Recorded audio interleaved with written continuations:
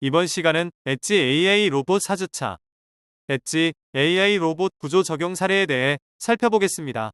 앞선 주차에서 엣지 AI의 개념과 구조, 그리고 알고리즘 분류를 학습했다면, 이번 주차에서는 실제 로봇의 엣지 AI가 어떻게 적용되는지, 구체적인 로봇 유형별 사례를 통해 이해하는 것이 목표입니다.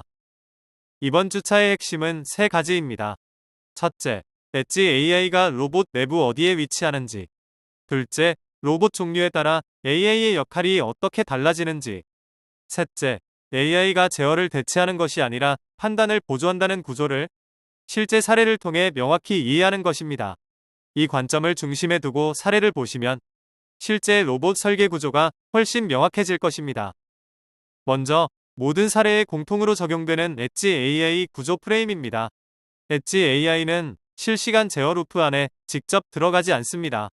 제어는 여전히 MCU나 PLC와 같은 기존 제어기가 담당합니다. 엣지 AI의 역할은 상태를 인식하고 이벤트를 판단하며 어떤 행동을 선택할지 결정하는 것입니다. 즉, 엣지 AI는 상위 판단 레이어에 위치하며 제어 시스템을 보조하는 구조로 설계됩니다. 첫 번째 사례는 자율이동 로봇입니다. 물류 로봇이나 실내 자율주행 로봇은 사람, 장애물, 그리고 움직이는 물체를 인식하고 회피해야 합니다. 여기서 엣지 AI는 카메라나 라이다를 이용해 장애물을 인식하고 정적인지 동적인지 분류하며 충돌 가능성을 판단합니다. 중요한 점은 AI가 직접 바퀴를 제어하지 않는다는 것입니다. AI는 피할지 말지를 판단하고 실제 경로 수정과 속도 제어는 기존 주행 제어기가 수행합니다. 두 번째는 협동 로봇 사례입니다. 협동 로봇은 사람과 같은 공간에서 작업하기 때문에 안전이 무엇보다 중요합니다.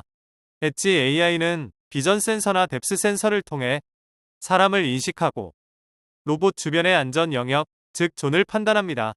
그 결과에 따라 속도를 제한할지 혹은 정지할지를 결정합니다. 하지만 실제 서보 제어는 안전 규격을 만족하는 기존 제어기가 담당합니다.